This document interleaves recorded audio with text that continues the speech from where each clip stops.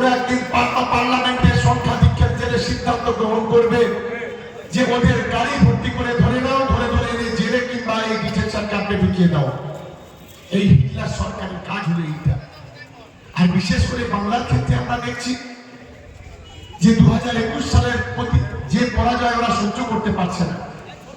2024 সাল নরেন্দ্র মোদী বলেছিল 42 আর এই মোটা ভাই অমিত শাহ বলেছিল 42 কিন্তু বাংলার মানুষ 42 জায়গায় 12-তে টান করিয়ে দিয়েছে।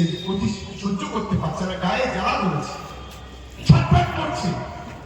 ওরা ভেবেছে বাংলায় যদি সংখ্যালঘুদের ভোটটা কেটে দেওয়া যায় তাহলে পশ্চিম বাংলায় বিজেপি ক্ষমতায় আসবে। এরা হলো মূর্খ অপদার্থ। এরা জানে না বাংলার হিন্দু বাংলার মুসলমানের মধ্যে কোনো ভাব নেই।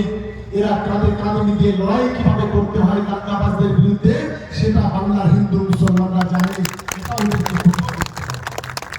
ওরা চাইছে আমরা মাথা নিচু করি। আমাদের ভাতে মারছে গত 5 বছর ধরে। আজকে 11 লক্ষ গরিব মানুষের ঘরের টাকা বন্ধ দিচ্ছে না। 59 লক্ষ 100 দিনের কাজের টাকা গরিব মানুষ পাবে দিচ্ছে না।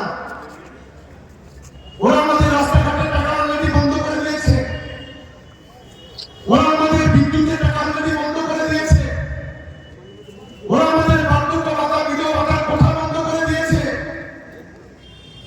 ওরা গোটা বাংলার মানুষকে ভাতে মারতে চাইছে, বলছে আমাদের কাছে মাথা হ্যাক করো। আমরা বলছি আমরা হচ্ছে বাঙালি। বাঙালি জাতি গর্বের জাতি। আমরা বাঙালি হিসেবে গর্ব করতে পারি। বাংলার বাঙালিরা সব সহ্য করতে পারে। ওই বহিরাগতদের কাছে কখনো মাথা নত করতে পারে না। এটাই হচ্ছে বাঙালিদের সবচেয়ে বড় কথা। আরে আমরা যদি মাথা নত করতে হয় আমরা বাবা মায়ের কাছে করবো, গুরুজনদের কাছে করবো। আরে মাথা নত যদি করতে হয় ঈশ্বর আল্লাহ ভগবানের কাছে করবো। মাথা নত যদি করতে হয় বাংলার গণদেবতার কাছে মাথা নত করবো। ওই নরেন্দ্র মোদী অমিত শাহের মতো টপ পুলিশের কাছে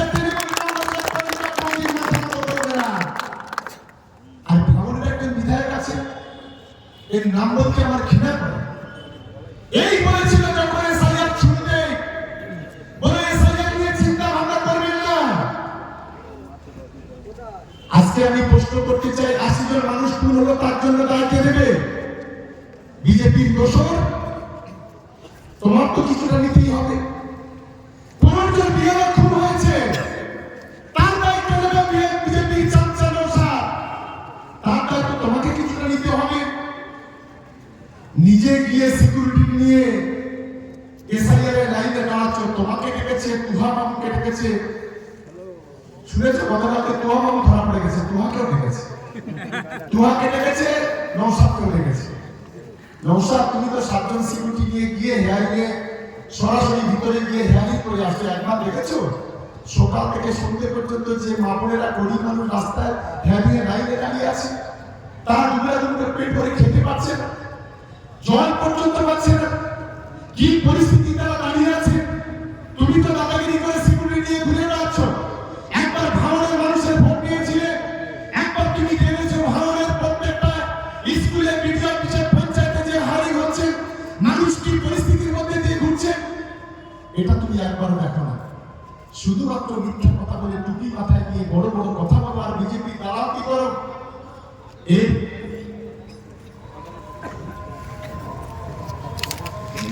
তৃণমূল কংগ্রেসের কর্মীরা রাস্তা উদ্বোধন করবে, উন্নয়নের কাজ করবে, সেখানে গিয়ে বাধা দেওয়া গন্ডগোল করো।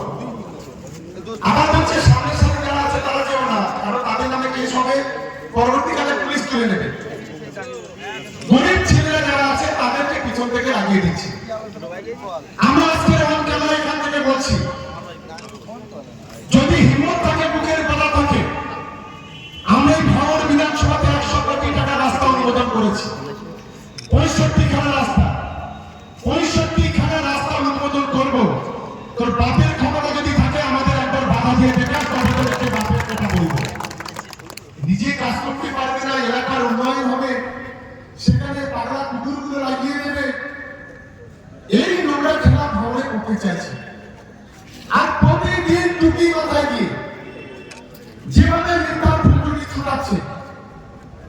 এটা একটা ইতিহাস হয়ে থাকবে ভাঙবে। ভাঙড়ের মানুষ এই অপরাধ তোকে কখনো সহ্য করবে না। হঠাৎ করে পরশুদিন দেখলাম ইলেকশন কমিশনে কি চলে গেছে, কত নাটক। এই বলেছিল যে ইলেকশন এই এসআইআর নিয়ে কোনো চিন্তা ভাবনা করার দরকার নেই, আর নাটক করে ইলেকশন কমিশনে যাচ্ছে। অবিলম্বে নাটকবাজি বন্ধ হওয়া উচিত।